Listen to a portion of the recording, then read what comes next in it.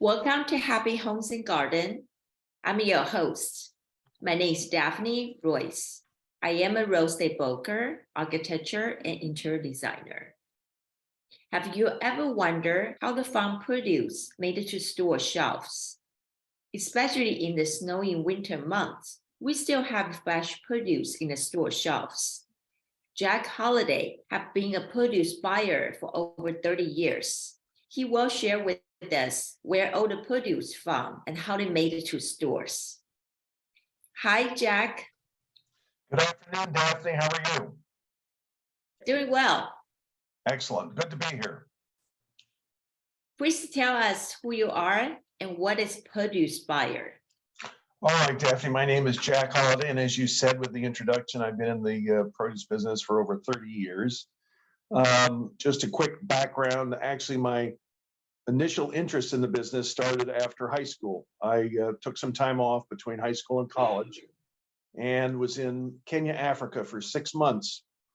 And when I came back, I had a very altruistic thought or sense of purpose, and that would be to study agriculture to help those people in need and in impoverished nations. Well, it obviously morphed into something else, but after studying agriculture in college, I then went into the produce business, not as a first step. It was something that just sort of happened, morphed on its own by being in Los Angeles on a trip.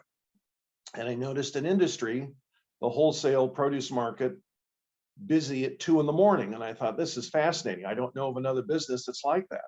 And then that led into my experience in the business. So a buyer, that's as I started, I worked for Safeway stores as a buyer to begin with.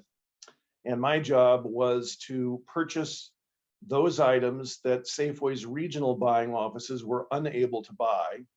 And I would buy those items off of what's called a terminal market or the wholesale market. So specifically in San Francisco, we have 3 wholesale markets. We have one in South San Francisco, and then we have one on Army Street or off of Army Street, San Francisco, and one in Oakland over in Jack London Square. So my job as a produce buyer was to, I'd have a buy list, and I would walk the market, as it's called, in the mornings and see the various wholesalers to purchase those items I needed to fill the orders for Safeway, which were then shipped to Safeway's warehouse in Los Angeles. So it created a very interesting dynamic in that as a buyer, everyone, of course, wants to sell you. And so you have this kind of a certain sense of friendship with these people, since they want to woo you into buying from them. But over time, you develop some very solid relationships, which are built on trust, and of course, the quality of the produce that you purchase and in turn deliver to the warehouse for Safeway. So that's how I started. So what do you buy? So currently it's vegetables, and specifically it's vegetables out of Mexico. And during the winter months, as we're in now, California is more or less dormant because of the cold weather, and certainly, as you mentioned in the introduction, the snow and the hard winter we've had. So that means we need to source produce from other countries and other regions. In this case, vegetables coming out of central and southern Mexico. And that means that they're grown in Mexico, then they are shipped from the growing area to either El Paso area, Juarez border, or which I'm more familiar with is out of Nogales, Sonora, Mexico, crossing Nogales, Arizona. So that's the growing area that I purchase from and where it's shipped to, and then there's additional steps from there. How many different hands from farmers before it made it to stores? That's a very good question, Daphne. So let's just talk out loud. So it would be the seed grower would be 1, 2 would be the farmer, 3 would be the warehouse where the product is sorted, the packing shed that's called. Then from there it would go to a warehouse for storage. From there it would go on a truck to a shipping point. From there, it would then go on a delivery truck to the actual market. And from there, the market produce person would distribute it on the stands for the consumer. So basically, it's 7 steps. And there's probably a few more variations of that, but just generalizing, it's about 7 steps from seed to store. So some stores, for example, like Costco, they call themselves warehouse. And Safeway, for example, is a supermarket. Is that shorter hands to Costco versus to Safeway? Well, I think it's interesting. I think from if you're comparing the two, Costco is a much bigger entity company than Safeway because it's one of the largest. I mean, specifically in terms of wine purchasing, I think it's the largest purchaser of wine in the world. But so they being Costco, they have a lot of contract business that's done with specific shippers. Safeway may also have contract business, but being somewhat smaller, they will buy more on a short-term basis and not as much as a long-term basis, in that Costco can warehouse longer time, more stores, and that's important to them to have those fixed prices, which are established by a contract, sometimes 3 months in advance. Where are our produce from during the winter months other than Mexico? Florida, South America, Hawaii. This basically, it's, if you just would look at a map, geographically, it would be areas where it's warmer weather. So obviously you're not getting anything out of Wisconsin or the Midwest because it's frozen.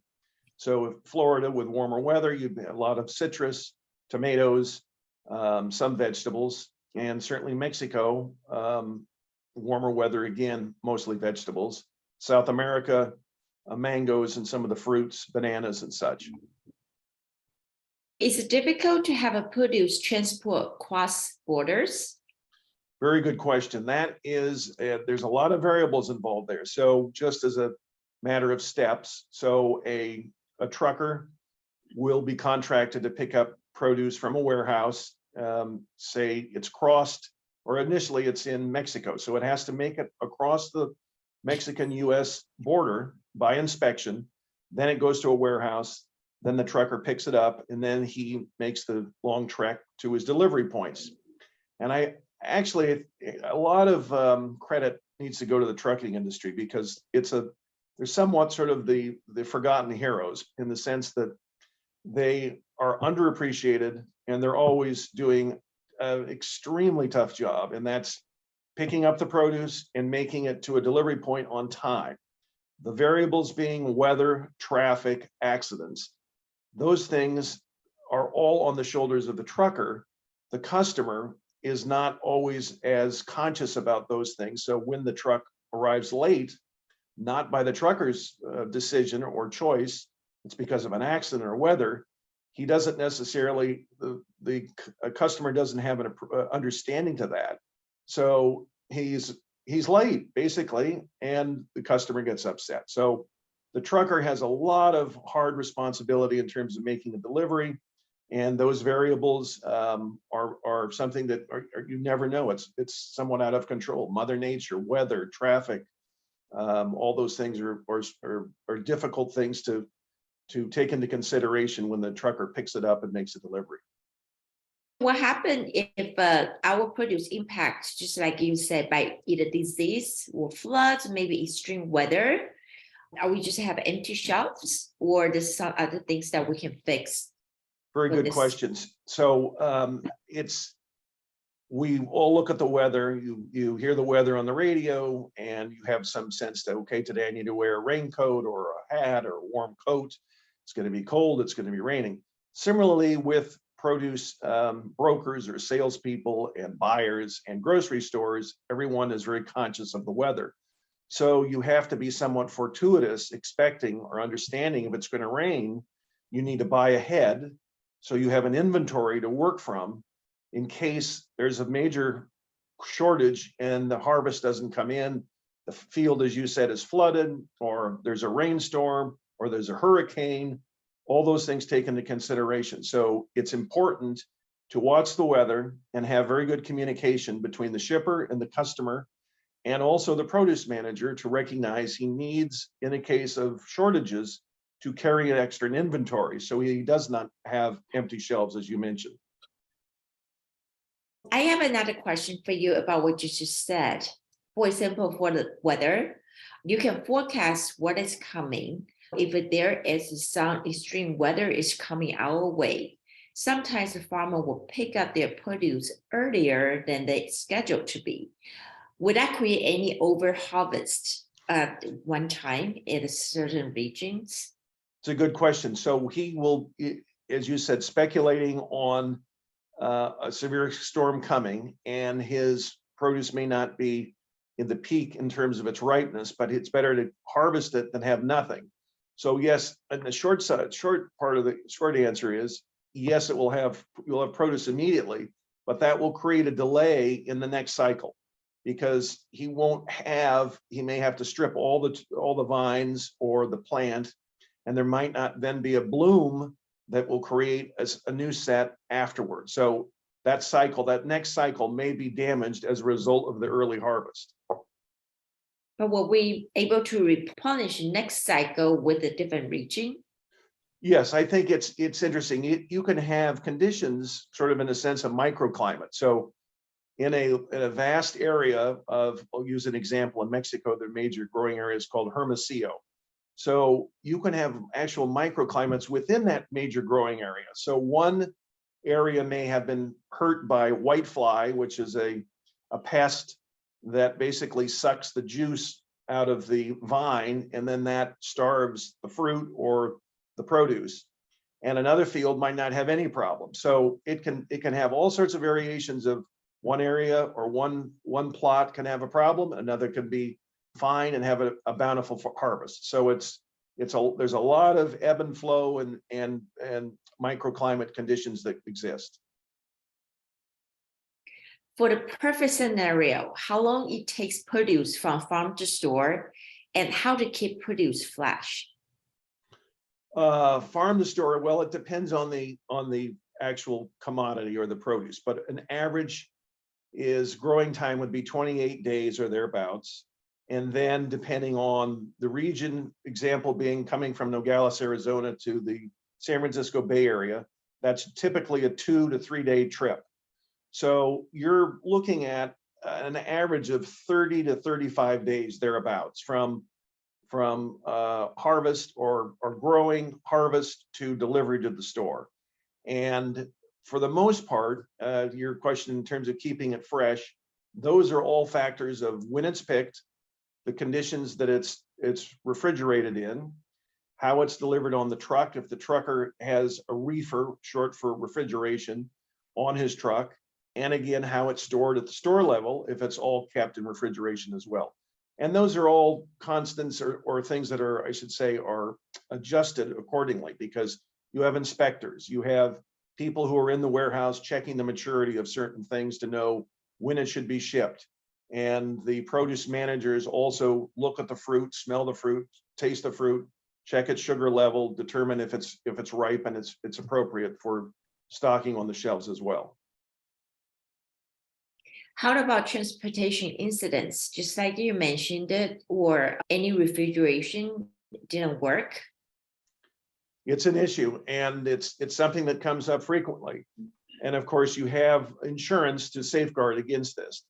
But oftentimes, if there is a load, as it's called, a full truckload of produce that the refrigeration has gone out on, and it delivers to its customer, and the customer receiving opens the doors and finds that the temperatures are out of alignment, they're too warm.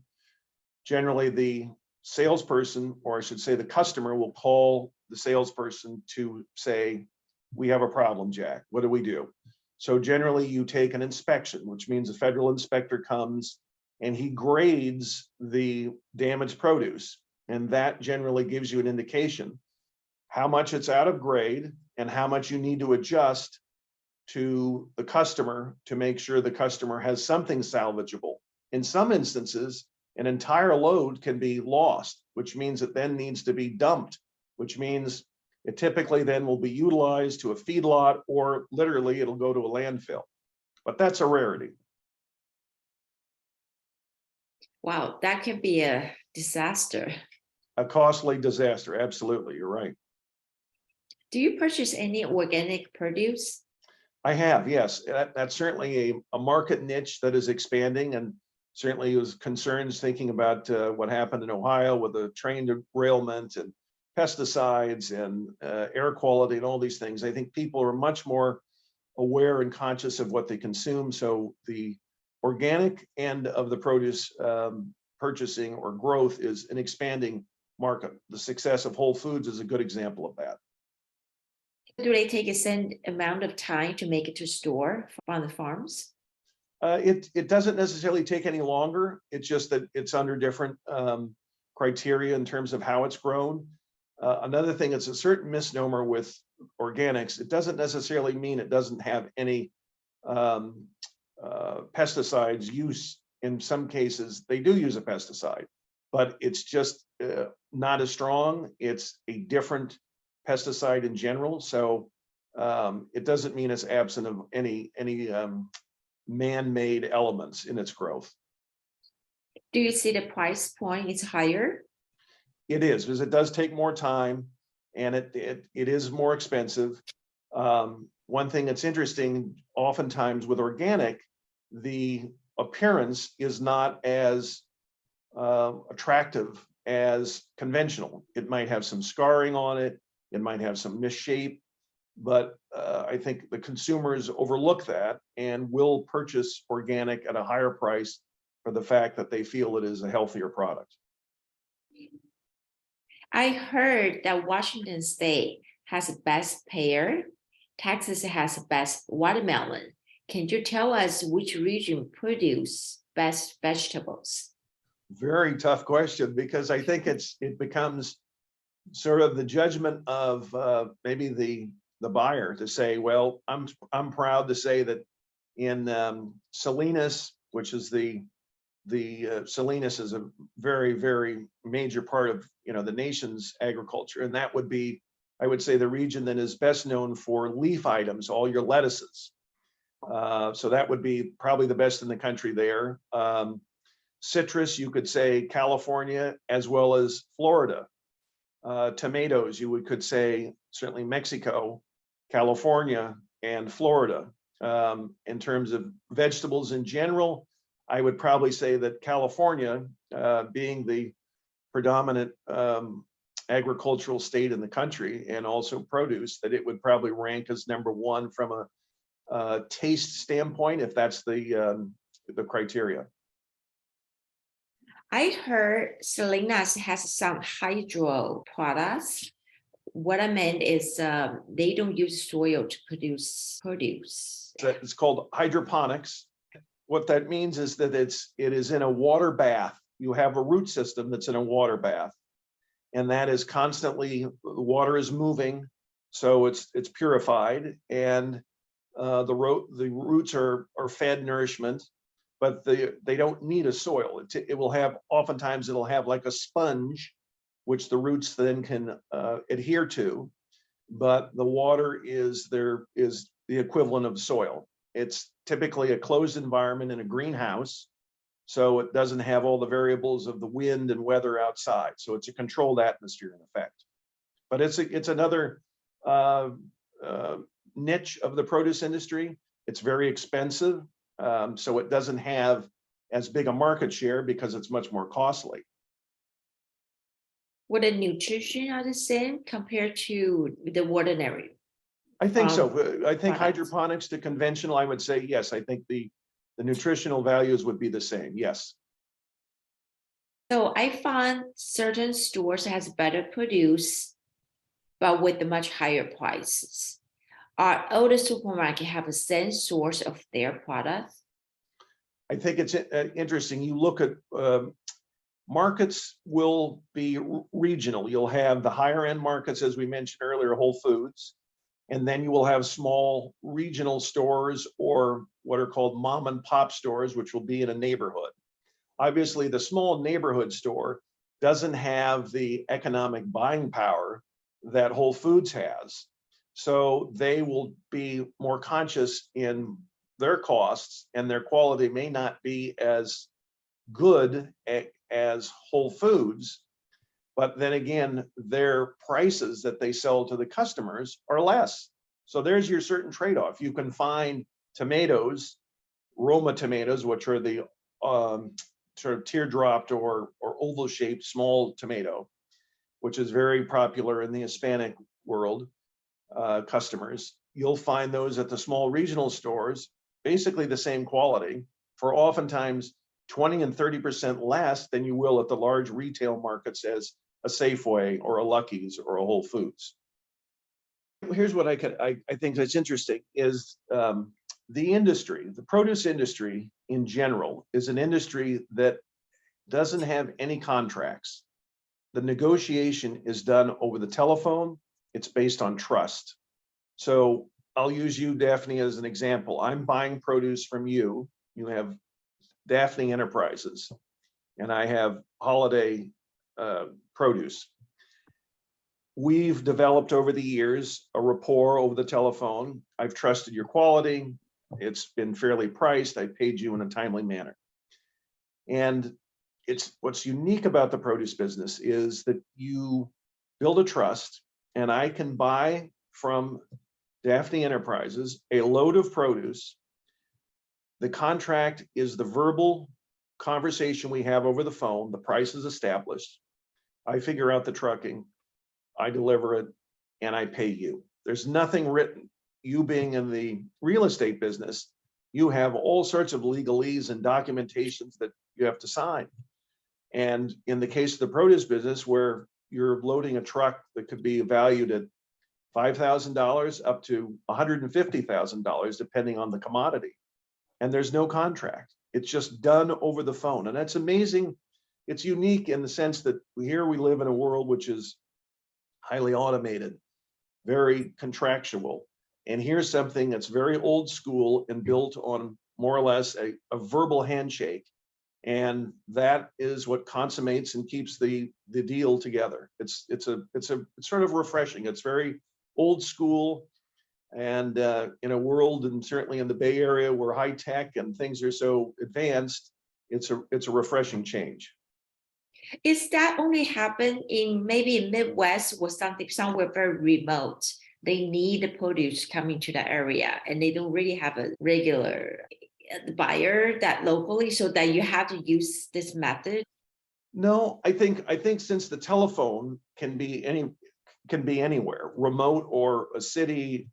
No, I don't think that it's limited. I think that it's just that's the nature of the business, and it really hasn't changed.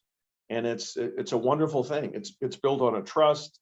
It's built on reputation, and that's how everyone does business. It's over the telephone. I mean, you will have certainly you have a PO number, which is the confirmation of the order. So you know it's a good order, and you deliver it with that PO number. That in a sense is a contract, but there's nothing written before the deal is consummated or put together. It's just done over the telephone. So it's unique. No internet, no emails. Oh, well, certainly there's email and there's internet, but the telephone is what starts it and closes it. Closes the contract. Were you foreseeing in the future that we will do more electronic way to make it transactions differently? Well, I think where the real technology is coming is with robotics, and that's in the harvest end of it, because what everyone struggles with is labor, and the migrant workers obviously are moving from growing area to growing area, and there's obviously much concern about them being underpaid, not getting proper attention to their health and such. So having robotics eliminates that element and harvests the fields without human hands. And it's a whole science that's it's expensive certainly, but it is becoming much more prevalent in what's on in apples in Washington, because apple is fairly solid, so it can take a certain jostling around, and a robotic machine can come into the field where there are rows of trees and harvest the apples off the tree rather than having someone hand pick it. So it's a savings to the, ultimately, not initially, because the machinery is very expensive, but over time it is a benefit to the grower, and it'll save him money and saves him time. I do have a couple questions for you. First, I'd like to know why certain produce will have on sale like weekly. They have weekly special. Why do they do that? It's to incentivize the customer. The two departments in any given produce or market, I should say, where they make the most money is produce and the meat department. It's not the canned goods. It's not the shampoo or the dry goods. It's produce and meat. So having a special, which typically they do it, it's a seasonal item, which is reflective of the time of year, be it a fruit or a vegetable, and that will draw customers in. And it's the markets typically do it on the same cycle every year. So you think of Easter strawberries and asparagus are very popular. You get into April, it begins to be cherries, and then we get into the summer, it's more fruit. So each buyer or store market will advertise those items that are timely for the season. My second question to you is, why can the stores, for example, like a Safeway, can they just have a send water for some period of time? For example, they can have, we want a truckload of apples, and they just get apple every week. Why are they not able to do that? Well, certainly on an apple, it has a season, so it's harvested. And then they'll put those apples in storage. So to your point, they'll have, certainly a lot of varieties of apples, but I'll just use a Macintosh as a variety. And the store will want Macintosh when they're not normally harvested. That means that the shipper needs to find those apples in the storage to deliver, even though it may be out of the seasonal period. So on apples, you can have apples year round. You can have grapes for the most part year round, but on more perishable items like figs, which are very, very perishable, you really can't store them to have them in December. It's something that's in late summer months that you'll be able to have them. So some items, to answer your question a little more clearly or thoroughly, some items, as in apples, you can have year round, and other items, because of their delicateness, you can only have seasonally. That makes total sense now. Okay. Well, thank you very much, Jack. I really appreciate it. This sounds like a very interesting business, and it's a lot of layers and complications beyond what I was thinking from farm, just to have somebody just driving the truck to the store, but it sounds like more complicated. Well, thank you. You're good questions, good interview. I hope it will enlighten your audience and give them a little more perspective of what the produce industry is about, other than just going to the market and feeling that the cost was too much. Well, that was very informative. Thank you very much for your time. Thank you. All right. Very good. Thank you. Bye-bye.